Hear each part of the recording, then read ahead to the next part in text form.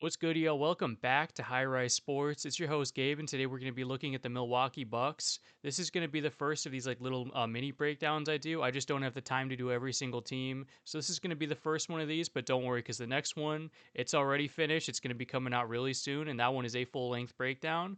But the formatting of this is going to be a little bit different. Instead of looking at the offseason and the front office, I'm going to be jumping straight into the starting five and going on from there. So let's get right into it. This is a pretty decent starting five. Like I don't necessarily think they have any like singular player that you can point out in the starting five and be like, oh, like this guy is a massive liability. Like this guy really sucks compared to the rest of these guys. I would say that everyone in this starting five is at least a starting caliber player. And this is like why I have this team as high as they do is because it also just goes to their bench and their depth. This team is a pretty high floor team. Like I would bet on them winning about 30 games. They actually went 15 and 31 last year without Giannis, and like they got a bunch of players from the Heat that can really play. So and that just does like raise their floor. Like they don't necessarily have like that guy or an all-star caliber player, but they just have so many guys that can play to where it's like, this is where, this is like why they are as high as they are is just because I really do believe in this team's floor being about 30 games, whereas like the teams below this, it's more like, if they win like 25 games or like maybe a little less, I wouldn't be too surprised. If this team wins less than 25 games, I would be pretty surprised. So like this is why where they are. Oh, they are where they are. And then also Doc Rivers, he just retired, and that is just like a massive W for this team. He should have retired a long time ago. They had the pairing of Doc Rivers and Darvin Ham. That's just like that was unbelievable. I have no idea why this Bucks front office decided to do that. But and that also like does contribute to this team's floor too, because he just actively brings down like every team he's been on for a while now. So I do believe in this team winning about 30 games. I think that is pretty realistic. But we're going to be starting off with point guard here, jumping straight into that with Ryan Rollins.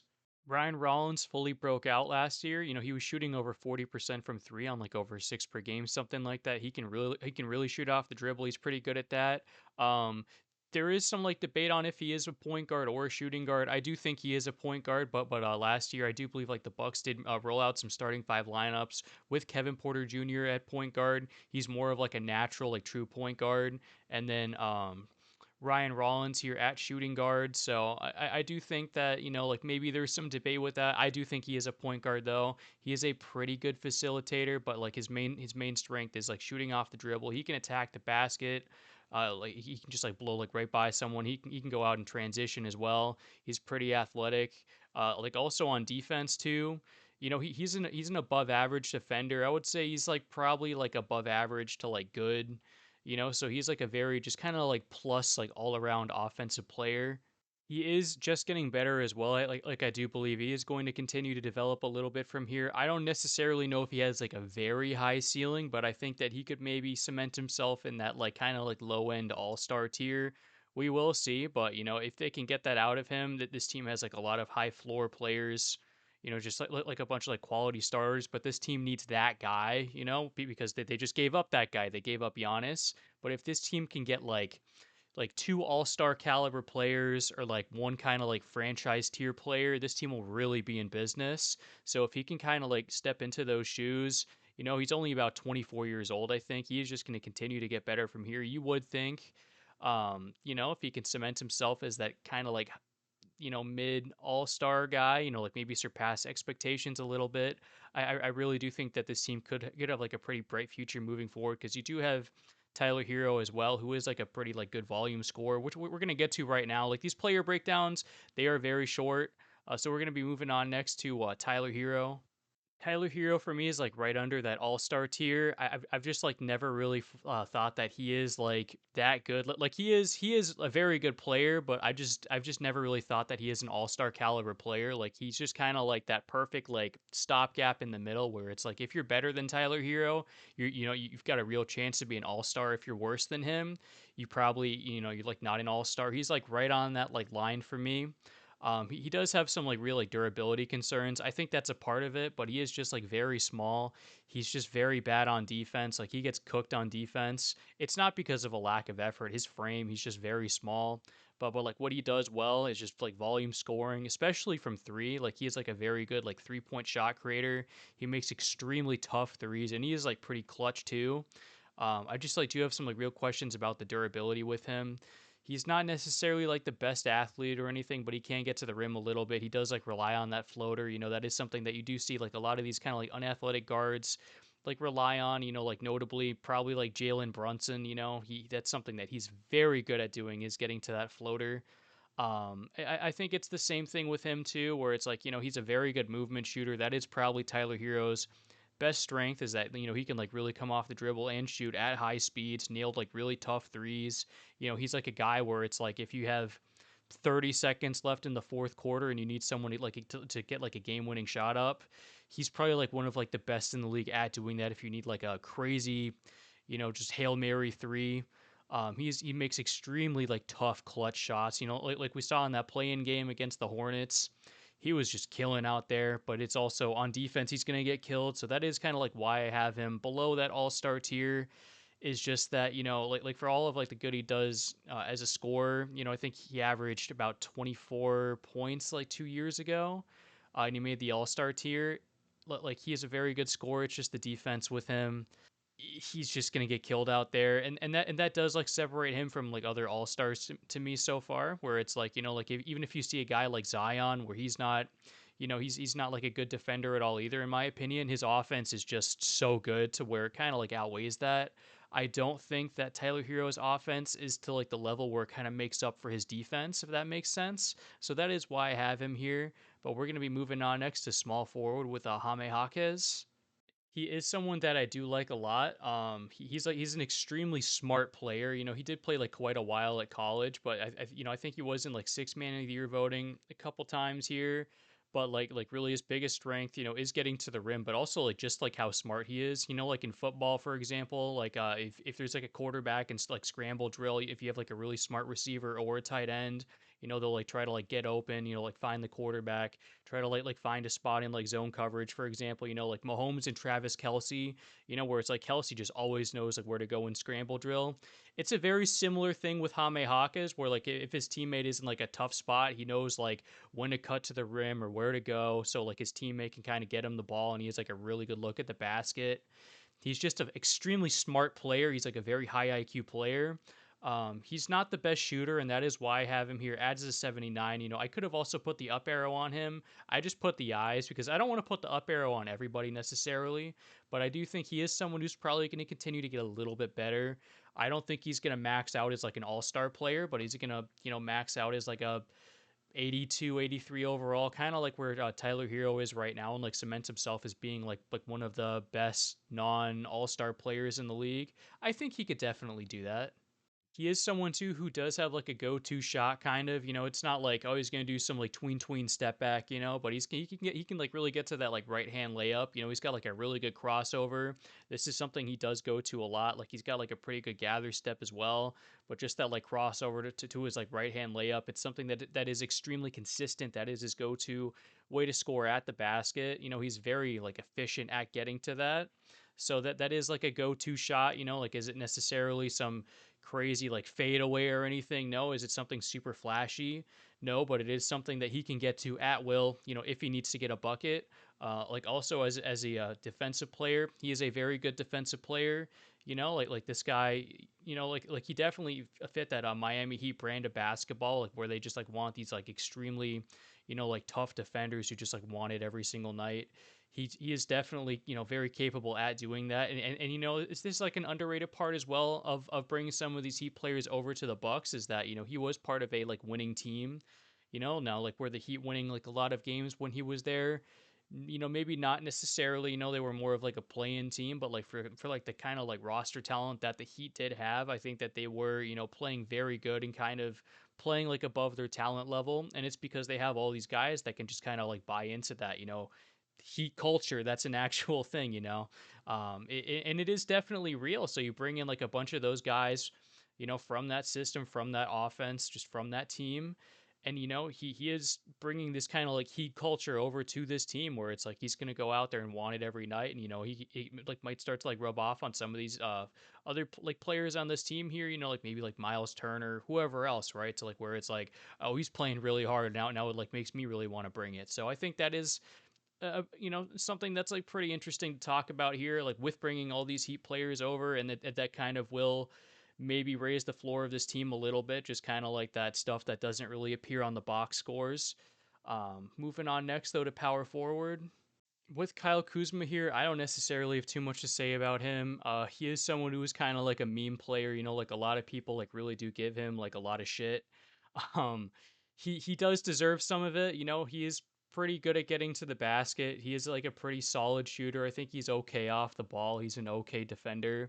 It's just with him, he just has I don't know what it is, but he just decides to throw up some of the most stupid shots you'll ever see. Like, yeah, I don't even like necessarily know if I would call it tunnel vision. It's just kind of like he has the ball and it's like, oh, I just got to go put it off.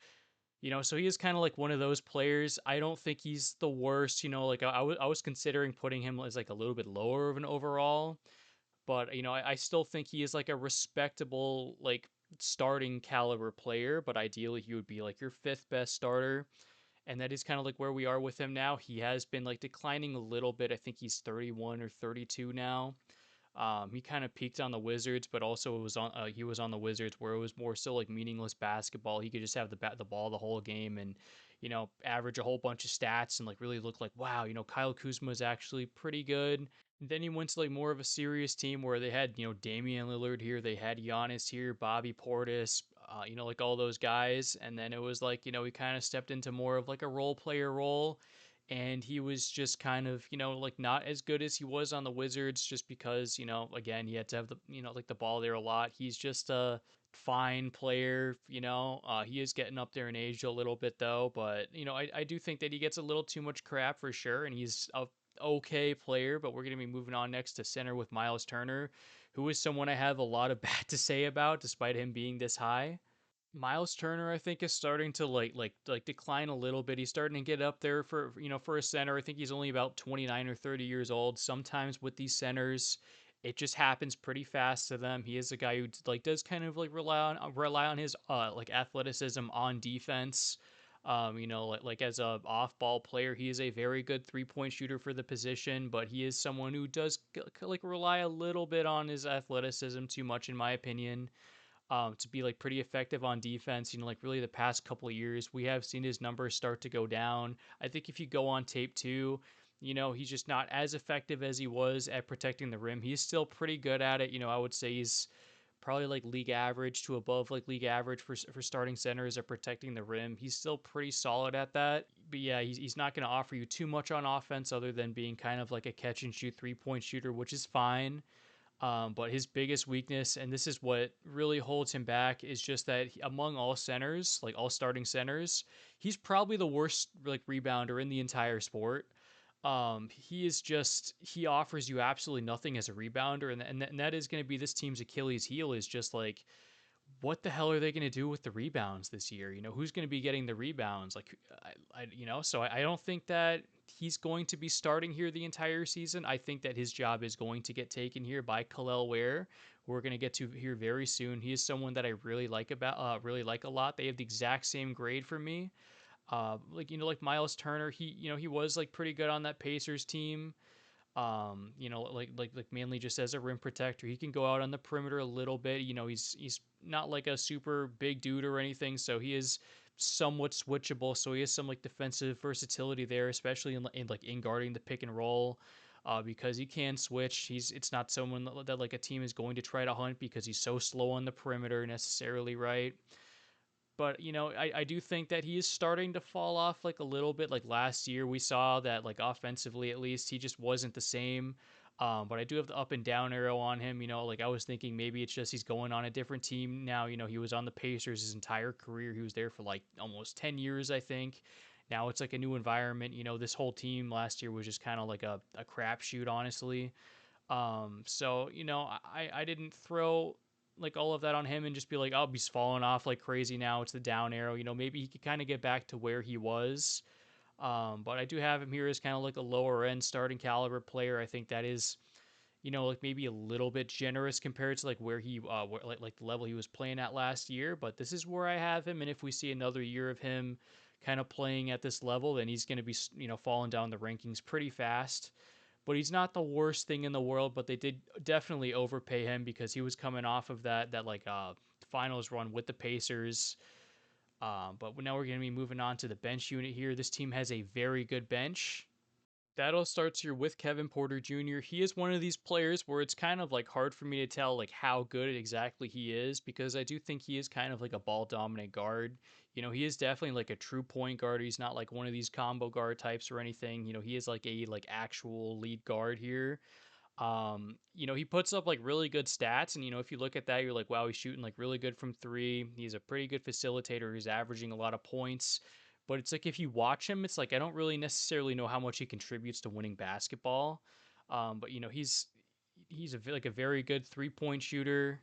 But he is someone who is like a high usage guy, so it's like I don't necessarily know. Like I feel like his stats are a little bit inflated, like compared to how good he actually is. So he's just kind of like one of these players where I don't really know how good he is, so I have him here. Like maybe some Bucks fans, I guess like let me know with him if you think like maybe he should be higher than this. I just don't know. I could also see people kind of being a little bit lower on him and maybe thinking he's in that like kind of like high end like rotational tier. I don't really know personally. He is someone who's just a really weird player to me, but we're going to be moving on next to shooting guard here.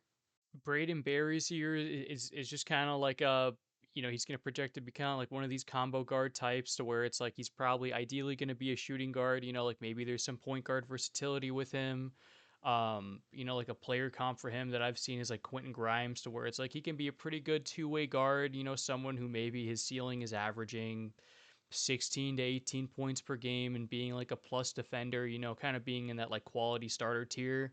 That is probably his ceiling. I don't know too much about him necessarily. I know he's like a really good shooter and all that. I just didn't really watch tape on him at all. But we're going to be moving on next here. Two power forward with Usman Dang. I don't know how to say that name at all.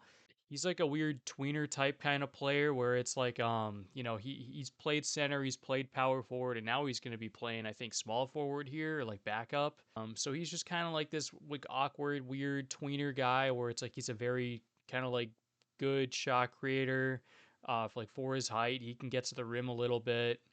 um he couldn't like really crack the Thunder's rotation, so he went here. uh how good is he? I haven't watched too much of him. I have watched some of him, just not like too much. He was kind of buried on their depth chart a little bit. I did watch a couple games with him on the Bucks. He doesn't stand out to me too much. This is probably just like where he is. I don't necessarily think he's going to be getting better. I've seen that some Bucks fans are like really high on him though. I just don't know too much about him. I just haven't seen him play too much personally. But we're going to be moving on to a center with Khalil Ware, who is someone that I really like a lot. He's like a pretty interesting player. He is like listed at center here. I do think that he is probably like a starting center for sure. I would be interested to see though if they would like want to play him at power forward, like maybe start at power forward. I did watch some Heat games where I can't remember if it was like where it's center and Bam at power forward or the opposite of that. But I do think he can probably play power forward like a little bit. It would be interesting, and it like would help this team's defense a lot. He is a good defender. He has gotten better at defense. He used to be like honestly kind of like mediocre to bad, but he has started to pick it up a little bit. He is still like very young, but this guy is just like a glass cleaner. He's got like a freakish like wingspan. I think he's got like a 7'4" wingspan. He's like 7 foot, 7'1", something like that. But he also moves like really well. So it's like he can kind of have these moments at times where he's like Wembenyama esque on defense, where it's like he can just get some crazy block on a shot. Just like get his hand on something where it's like, wow, I really didn't think that he could do that. So he's got some like real like unique defensive potential in there. Offensively, he is working on his shot. It's not there yet. He shot 39% on three from three threes per game, which is like pretty good. But again, that is like low volume to where it's like we sometimes see players to where it's like they average around like 2 to 3 threes taken per game, and they can hit them at a pretty high clip. But then it's like if they're put in a spot where they shoot like 5.5 to 6 threes per game, and like then their 3 point percentage can just plummet. I'm like a little bit worried about that with him. So like where it's like if he gets more minutes, is this like 3 point gonna like really gonna hold up in that kind of a space? I'm not entirely sure, but he can just do that kind of like traditional big man stuff as like a roller, as a lob threat. Like with that like really long wingspan, he is also like really athletic. He is someone to definitely keep an eye out for here. I do think that by the end of the year, I would definitely like put some money on him starting over Miles Turner. Whereas like Miles Turner might be on the decline a little bit here, and then Khalil Ware is just getting better, and I have them both with the same overall here. I just think that, like as an offensive like floor spacer, Miles Turner is better there. He's probably a little bit better on defense than Ware is right now too, but just as like a glass cleaner, Ware is way better than Turner as a glass cleaner. Like he projects to be like one of the best in the league at that. Turner's probably the worst starter in the league at like rebounding the ball. So I have them at the same overall. I am pretty high on Khalil Ware. I do think that in a couple of years from now, he's definitely got like all-star potential in my opinion. Can he be a guy where he shoots like, 6 threes per game at like 38%? Be a guy that averages like 16 and 12, with like 2 blocks, like the defensive stuff like really starts to improve with him. Has been improving. He has gotten better at that. I do think playing on the Heat did help. Playing like with Bam, seeing Bam play did help because Bam is a really good defender. So I do like Ware a lot, but now we're going to be moving on to the depth here. Nate Ament here is another rookie. He's like a developmental project type. I don't know too much about him really. Think he went like 12th overall, something like that. Kasparis Yakuchonis here. He's another guy from the Heat. He's like a really good shooter. I like him. I don't think he's going to necessarily turn into some like crazy player, but he is a very good shooter here. Gary Trent Jr. is just like one of these kind of like sharpshooter types. For some reason the Bucks just gave him like 4 years, 60 million, something like that. I have no idea why. It seems like a horrible contract. That that's just very head scratching. And this is a team that's like already strapped for cash as it is because they decided to cut Dame to take on his dead cap hit, so they could bring in Miles Turner. So this is like already like a pretty expensive team as it is. I'm not sure like what their like what their salary books are looking like right now after the Giannis trade. But I would think that they are probably at least like pretty close to the first apron, and then they do that. I don't really get that. This is like a dime a dozen player. This is like a vet minimum type, and they're giving him like a $60 million deal. That's crazy to me. Jericho Sims, I have no idea who this is. I'm just gonna be honest. Karis LeVert here. He's coming off of a down year on the Pistons. He's been like a very good, like kind of two-way type throughout his career, like a really good shooter, like pretty good defense. But he's coming off a down year, so we're gonna see if he can get back to what he has been throughout his career. But he is definitely starting to like get a little bit older, so we'll see. Bogolajub Markovic. I don't want to say that. I don't even know who this is either. And then lastly here we got AJ Green, who is he wasn't even like listed on the depth chart, but he is on the roster. I don't know why they didn't decide to give him $60 million instead. I think he is better than Gary Trent like defensively. AJ Green is a cone on defense. Gary Trent is better, but AJ Green is just a really good sharpshooter. But like overall, just kind of like wrapping this whole thing up, I think this team has a pretty high floor if you look at their starting five. Like they don't have like anyone who's like particularly terrible at all. And then you go to this key rotation and depth now. Their depth is very good. This key rotation here is pretty solid too. So I would think that this team wins about 30 games. I don't know if they're going to win 30, but I don't think they're going to win much less than that. Like I would say the range of like wins is probably about 27 to 35. Vegas currently has their over under at 26 and a half wins. I would lean towards the over on that. I would think that this team wins about 30 games, maybe not like 30 exactly, but like 28, 29 games is very reasonable. This team has a decent floor, but I hope you guys like this video. The next one here is going to be out very soon. I'm just putting up like the finishing touches on it. It is done. So this is going to be like a double header today, 2 videos, and it is going to be a full length one, an hour plus long one. But I hope you guys like this video, and I'll see you next time.